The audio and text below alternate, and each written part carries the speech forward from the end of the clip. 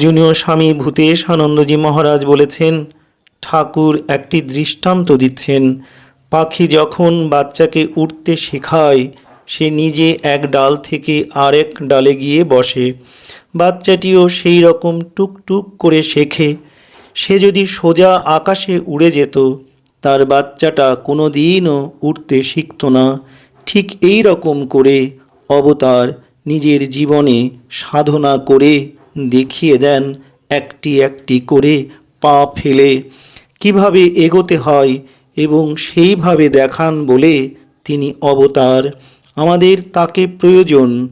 এভাবে না করে দেখালে আমাদের জীবনে অবতার হিসাবে তার কোনো সার্থকতা থাকতো না। তার কাছ থেকে আমরা কিছুই লাভ করতাম না। এই জন্যই তাদের সাধনা, তাদের এই জগতে আসা।